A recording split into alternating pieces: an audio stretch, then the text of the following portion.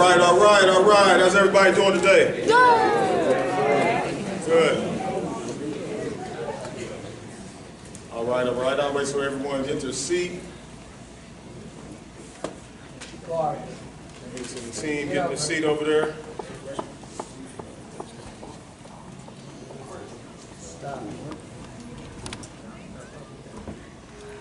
Give me a second. Let me put my timer on. Make sure I'm respectful of the time that's allotted to me.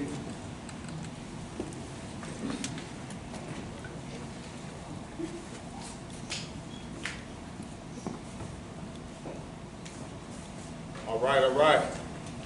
I'm going to ask you all one more time. How's everybody doing today? Good. All right, how about the rest of you? All right, cool. All right, so I just wanted to share with you some things today that can possibly be helpful to those that's here on the team. But before I do so, I just wanted to introduce myself again. I know some of you all were there when I spoke back to the team back in September, but I see some new faces here tonight. So for those of you who do not know me, I'm Joseph Joshua. I'm originally from the Cincinnati, Ohio area, and I'm an ex-athlete myself. I came up, playing basketball around the age of 8, and then I continued to persevere after that. I went on to play at the age of 15. I was one of the top-rated players in the state of Ohio, number 2 in Cincinnati, number 6 in the state of Ohio. And after that, my basketball career kind of went down the hill after that. I got involved with marijuana. I got involved with some different activities, but it did not stop me. I went on to still play college basketball, but not at the highest level that I could have. I had, scouts and recruits coming from around the country to see me play, and that got terminated. So I went on after that, moved down here to Louisville, Kentucky, married my wife, got into the world of entrepreneurship, and that led me to, becoming an author, a speaker, a youth mentor, and so much more. So these are just some of the things that I'm involved with. That's my story. I'm going to stick to it. But it's not about me. It's about the team. It's about Iroquois High School tonight. But I just wanted to give a brief introduction of myself. All right. Now, I grew up in the era. How many people here know about Lawrence Taylor? All right, we got some LT people back here. He's probably the best defensive player of all time. I grew up in the area where we was watching Jerry Rice and Emmitt Smith and Lawrence Taylor, Bo Jackson, Marcus Allen, those type of individuals. Do any other children at Iroquois know about those people? It's kind of waiting for your time, right? Okay, some of you. Okay, we got some football heads in here. All right, so those are some of the people that I grew up watching on TV. And even though I was a basketball player, I found great delight in football. And I was watching it every single Sunday. And I was watching it like some of you all for 6 or 7 hours a day. I'm just playing. They said that's not funny. 6 or 7 hours a day. When you're trying to get a man away from the television on Sunday, it's a hard thing to do. So today I want to speak to you all about the power of being resilient. Resiliency. All right? Now, when individuals looked at Iroquois High School this year, all right, individuals around the city and even in the state, some individuals may have looked at you all and said, listen, that's an easy win for us on the schedule. But guess what? You all came out game after game and fought with what you had. Now, it's to my understanding that at the beginning of the year, you had more people, correct? Probably about 2 to 3 times the amount of people that you ended with. So the individuals that's still here, that made it to the banquet, the individuals that made it to the last game, these were the resilient few. These were the individuals that persevered to the end. Those individuals, when the situations and the circumstances were not looking as good, they said, you know what, this team is not for me, I quit. They quit it back in September. But you continued on, and if my eyes was not playing tricks on me, it looked like I was looking on the sideline only seeing about 17, 18 people. Was it that many or was it less than that? He said less than that, huh? Yeah. Somebody throw a number out there to me. 13 people. How can you play offense and defense with only 13 people and you look across the screen? Go ahead,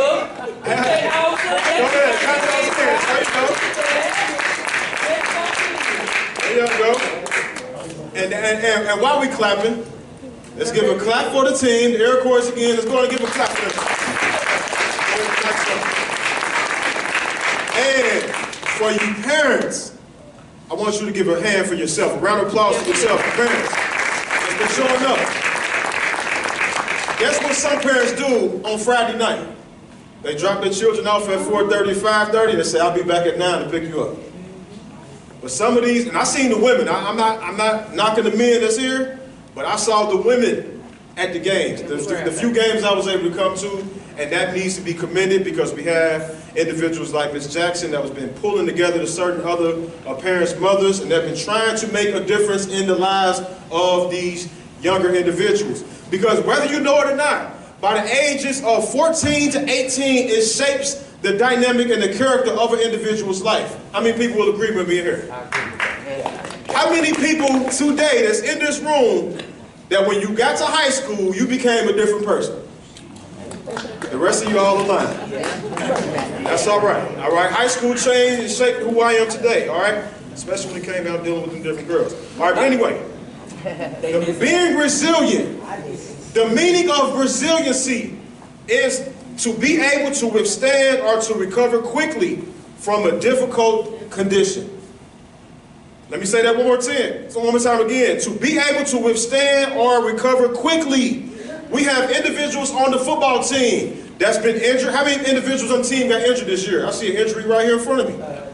How many individuals got injured? All right, injuries.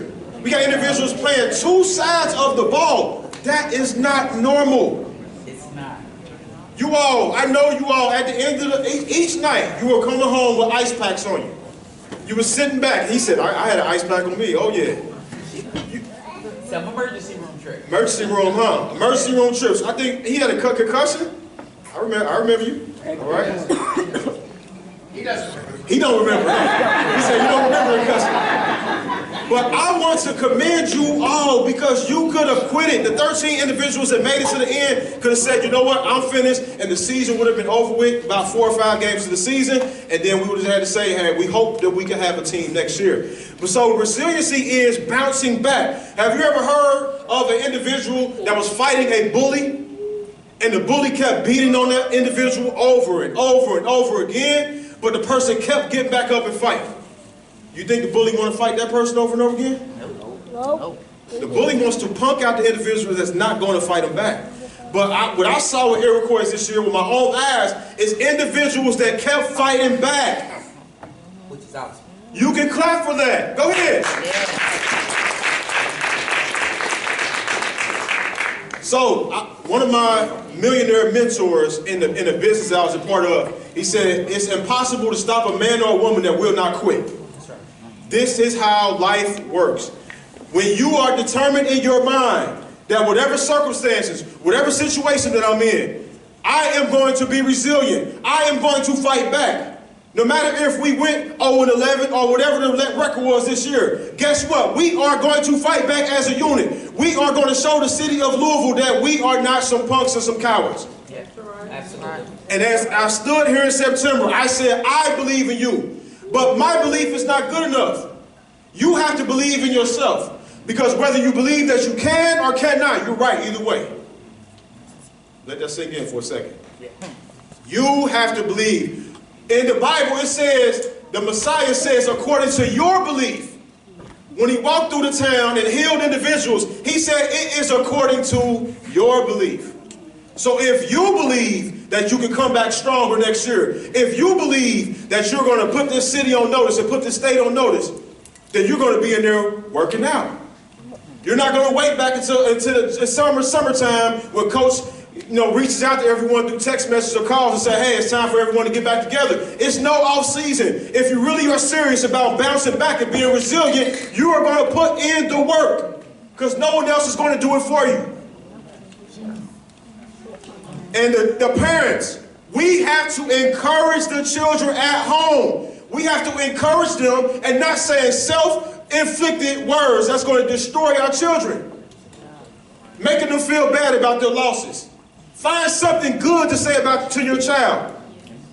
Find something that will uplift them. Find something about the game. Yes, they lost by 40 points, but find something that your child did right. And praise that, and praise your child on that. And then you build on some of the other things. What some of our parents like to do is we want to destroy our children. We want to damage their morale. They come home with their head down, and you make them feel worse than what they already feel. Find something about the game and praise it for that, and say, and then you know what? I will add to this. If you did good on this, but I will encourage you to work on this as well. Can us parents do that? Absolutely. Yeah. I do it every Now, she said I do it anyway. But some of you are resilient. And I'm praying. Is that an ACL injury right there? What kind of injury is it? He tore his turbulent tendon or something. Okay. It's a tendon right here that connects your kneecap and your femur and all that. So how long is he out for? Well, she said today he'll be back. She said 4 weeks we taking the brace off. 4 weeks. Okay, cool. So we going to physical therapy 2 days a week, and they trying to build up his muscles because they ain't moved in a while. So okay, so 4 weeks. So 4 weeks. Are you focusing your mind? Are you resistant and are you resilient enough to say, you know what, I'm gonna come back stronger?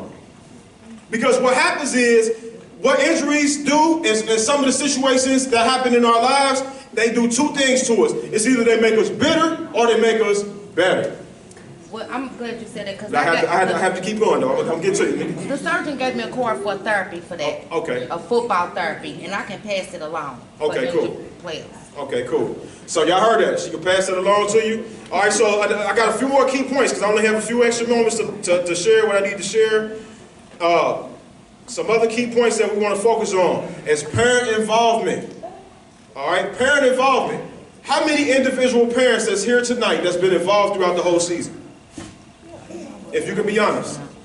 All right, we got some people that's been honest. So we have individuals. I know that you may have a text thread that needs to be responded to. We need the parents to be stepping up in the lives of the children. I am here. If you have a child that does not have their father in their life, I am volunteering in front of you right now. I want to be a mentor to your child.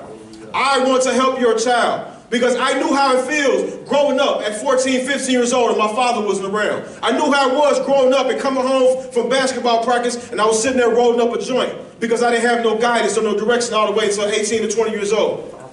I know how it feels, and I don't want you to have to go through that. Like I told you, I was number 6 in the state of Ohio. I had Tulane, I had Penn State, I had University of Cincinnati. I had all these schools that were sending my coaches letters for me. And guess what? I messed it all up. Because I had no guidance. And some of you in this room, all right, if you continue to persist, if you continue to be resilient, some of you all might actually get some college looks.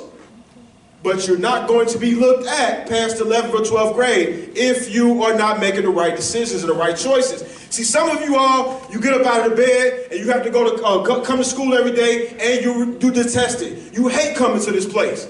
All right? But I'm challenging you children today to find something about this building that you like. Find something about the people here that you like. Find one person in the school that you like and let that person be the person that inspires you to keep coming back over and over again. Because if you hate coming to school, then your performance is going to reflect that of a person that hates being here. But if you can find a coach, if you can find a teammate, someone here that can help you want to keep coming back, it's going to allow you to perform at a higher level.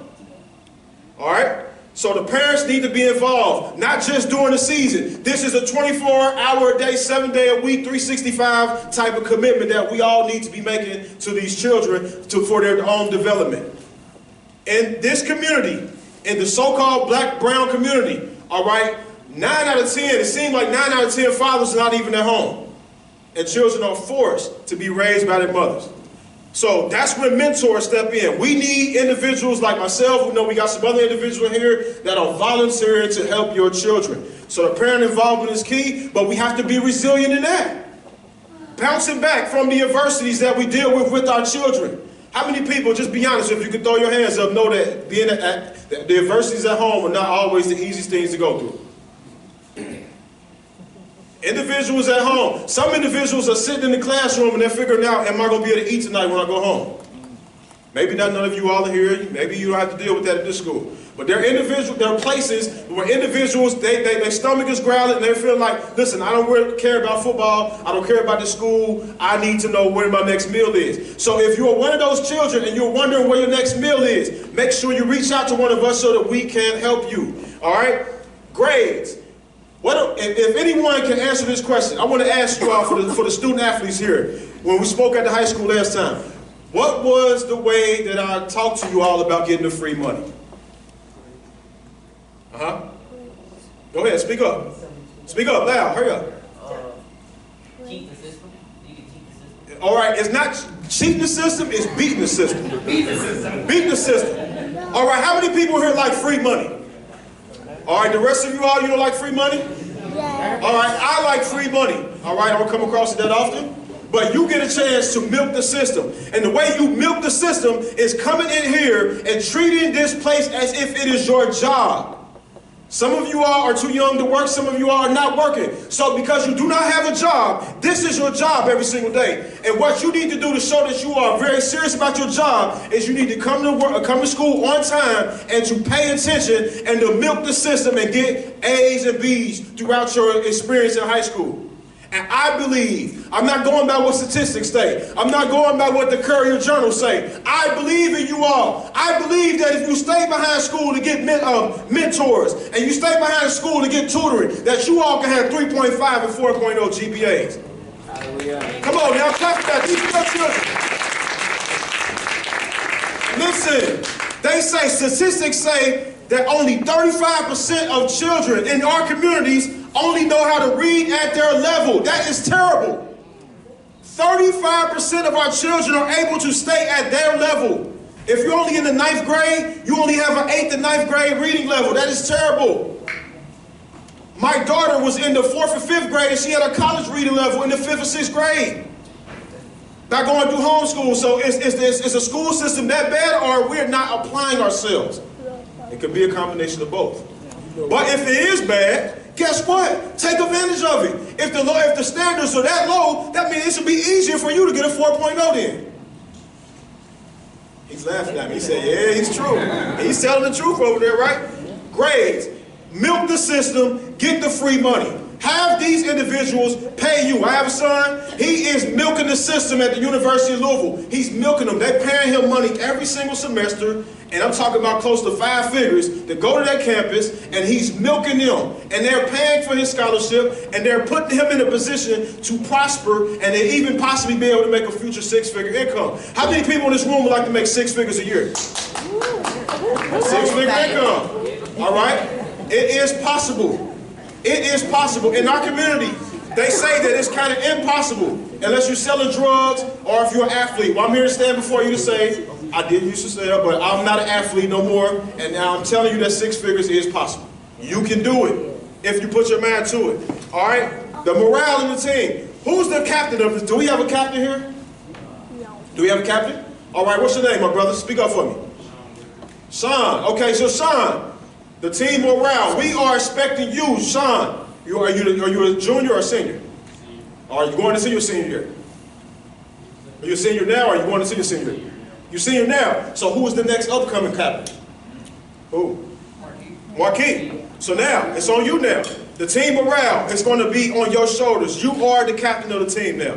The responsibility, the leadership goes to you. So you're going to be the one that's going to have to gather the guys together. Encourage them. Be the first partaker of the fruits. Make sure that your grades are right. Make sure that you at a 3.0 or a 4. Whatever it is that you need to do to get to the next level so that they can follow you and follow your example. All right? How many people are going to be committed to this thing long after this is over with right here? You got his hand up. We got a couple people's hands up. That's what commitment is. Commitment is doing the thing that you said you would do long after the mood that you set it in is over with. It's easy to be committed when you have someone in front of you inspiring you. It's easy to stand in front of when you have someone that's motivates you. But after that, when you're standing in the room, when the lights are dark, when you're laying down at night and you're laying up in the ceiling, you're looking up at the ceiling and you're really thinking, can this really work? Do I need to transfer to another school? The coaches are probably thinking it. The children are probably thinking it. Should I come back here next year? The parents are probably thinking, I need to put my children in somewhere that they can go somewhere and do something. The city is counting you out. If this was the Bible, the people, they will call you the least of these. And guess what? You are the chosen people. You are the chosen ones. If you believe it, though. Anyone here believe you could be better next year?